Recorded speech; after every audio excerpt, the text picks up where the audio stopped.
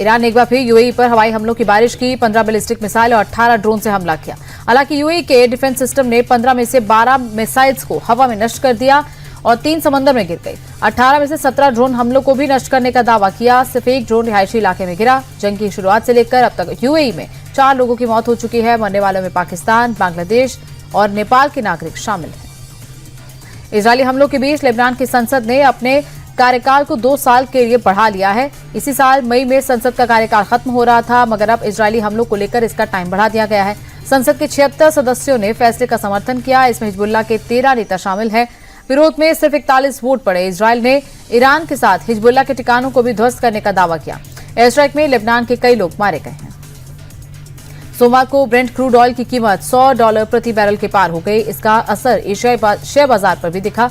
Middle east में युद्ध के कारण तेल की कीमतों में उछाल देखा गया, तो वहीं दूसरी ओर एशियाई बाजार में सुबह भारी गिरावट रही। जापान, साउथ कोरिया समेत सभी एशियाई देशों के बाजार 6 से 8% तक गिर गए। कच्चे तेल की कीमतें 3.5 साल से भी अधिक के हाई स्तर पर। नेता विपक्ष राहुल गांधी ने मौजूदा सत्र में मिडिल ईस्ट के हालातों पर चर्चा की मांग की। उनका कहना है कि खाड़ी के हालातों पर भारत के स्टैंड को खुद पीएम मोदी सदन के सामने रखें। राहुल ने आरोप लगाया कि पीएम मोदी घबराए हुए हैं और इसीलिए वो बार बार चर्चा से भाग रहे हैं। यूएस के साथ ट्रेड डील के नाम पर कॉम्प्रोमाइज किया गया और अब ईरान को लेकर उन्हें ब्लैकमेल किया जा रहा। मिडिल ईस्ट की जंग से भारत में आर्थिक तबाही आ सकती है। बजट सत्र के दूसरे चरण के पहले दिन विपक्ष ने सदन में जोरदार हंगामा किया। विपक्ष ने मिडिल ईस्ट में जारी संघर्ष के मुद्दे पर चर्चा की मांग की। विपक्षी सांसदों ने लगातार हंगामा और नारेबाजी की। विपक्ष के हंगामे पर संसदीय मंत्री किरण रिजिजू ने पलटवार करते हुए कहा कि आखिर विपक्ष चाहता क्या है, नई चर्चा की मांग क्यों लाए, जो प्रस्ताव लाए हैं उस पर बहस हो। ऐसे बर्ताव से देश का भला नहीं होगा। ऐसा गैर जिम्मेदार विपक्ष पहले नहीं देखा। विपक्ष के भारी हंगामे के बीच मिडिल ईस्ट संकट पर विदेश मंत्री एस जयशंकर ने राज्यसभा में बयान दिया। जयशंकर ने कहा कि मौजूदा हालात पर सरकार की पैनी नजर है।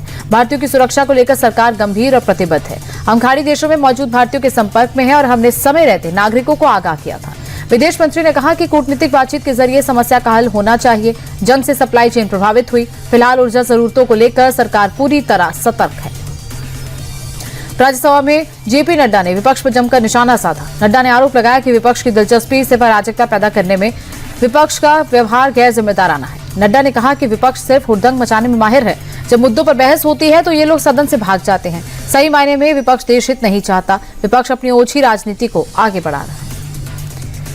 राजधानी दिल्ली को देश की हाईटेक राजधानी बनाने के लिए केंद्र और रेखा सरकार प्रतिबद्ध है। प्रधानमंत्री खुद दिल्ली के मास्टर प्लान को लेकर रणनीति बना रहे हैं। आज पीएम मोदी ने इसी को लेकर एक बड़ी बैठक की। इसमें गृह मंत्री अमित शाह, राज्य की सीएम रेखा गुप्ता, केंद्रीय मंत्री मनोहर लाल खट्टर मौजूद रहे।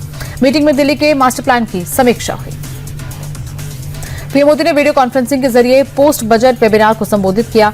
कहा कि भारत अब तेजी से एक इनोवेशन ड्रिवन इकोनॉमी की ओर बढ़ रहा है। हमारे एजुकेशन सिस्टम को रियल वर्ल्ड इकोनॉमी की जरूरत के साथ साथ और मजबूती से जोड़ने की जरूरत है। उन्होंने एआई और डिजिटल इकोनॉमी को भविष्य के लिए जरूरी बताया। पीएम मोदी ने कहा कि लंबे समय की ग्रोथ बनाए रखने के लिए भारत को एआई, ऑटोमेशन, डिजिटल इकोनॉमी और डिजाइन बेस्ड मैन्युफैक्चरिंग जैसे उभरते सेक्टर्स पर ध्यान देना होगा। उत्तराखंड के सीएम पुष्कर सिंह धामी ने विधानसभा में बजट पेश किया। इसमें महिलाओं की समानता का ख्याल रखा गया। इस बार का बजट 1,11,730 करोड़ का था, जो पिछली बार से 10% ज्यादा है। इस मौके पर पुष्कर सिंह धामी ने कहा कि उत्तराखंड संकल्प से सिद्धि की ओर अग्रसर है। ये बजट निरंतरता को दर्शाता है। उत्तराखंड में भारत और जापान के जवानों की ज्वाइंट मिलिट्री एक्सरसाइज का सफल समापन हुआ। ड्रिल के आखिरी दिन दुश्मन के हमलों से निपटने की तैयारी हुई। इसके बाद दोनों देशों के जवानों ने परेड की। बता दें कि एक्सरसाइज पिछले 2 हफ्ते से चल रही थी और इसमें दोनों देशों के कुल 100 से ज्यादा जवानों ने हिस्सा लिया। काउंटर टेररिज्म, सेल्फ डिफेंस समेत कई मोर्चों पर जवानों ने तैयारी की। दिल्ली दंगा मामले में साजिश का आरोपी शर्जील इमाम 6 साल बाद जेल से बाहर आएगा। दिल्ली कोर्ट ने उसे 10 दिन की अंतरिम जमानत दे दी है। भाई की शादी और बीमार मां के इलाज को लेकर उसे राहत दी गई। 2020 दिल्ली दंगा मामले में साजिश को लेकर शर्जील इमाम पर कई केसेस चल रहे हैं। देशद्रोह और यूएपीए जैसे गंभीर मामलों को लेकर उसके खिलाफ जांच जारी है। इंडिया टीवी के श्री कॉन्क्लेव में दिल्ली की सीएम रेखा गुप्ता शामिल हुई। उन्होंने कहा कि आज महिलाओं ने हर फील्ड में बड़ा मुकाम हासिल किया। निर्णय क्षमता और साहस का कोई जेंडर नहीं होता। कामयाबी चाहिए तो अपनी किस्मत खुद लिखिए। सीएम रेखा गुप्ता ने कहा कि मेरा परिवार में राजनीति में आने के पक्ष में नहीं था, लेकिन ये रास्ता मैंने खुद चुना। मैंने कभी नहीं सोचा था कि सीएम बनूंगी। रेखा गुप्ता ने सुषमा स्वराज को अपना रोल मॉडल बताया और कहा कि हर महिला को सम्मान का जीवन चुनने का हक है।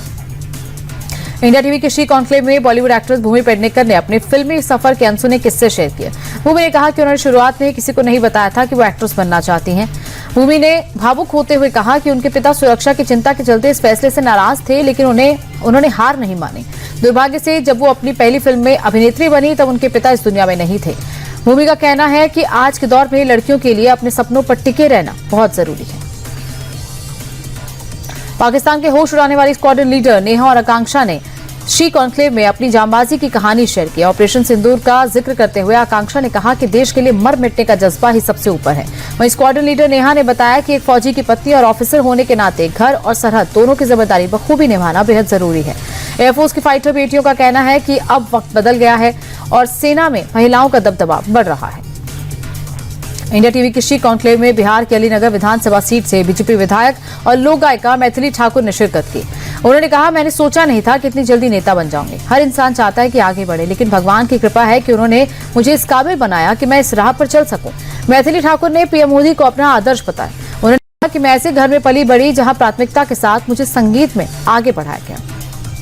इंडिया टीवी के शी कॉन्क्लेव में कैराना सांसद इकरा हसन ने अपनी सियासी यात्रा को एक्सीडेंटल बताया। इकरा हसन ने कहा कि राजनीति उनके लिए एक बड़ी जिम्मेदारी है। टिकट बंटवारे पर सवाल उठाते हुए सपा सांसद बोली कि सिर्फ 1-2 टिकट से बदलाव नहीं आएगा, राजनीतिक दलों में भी महिलाओं के लिए रिजर्वेशन जरूरी है।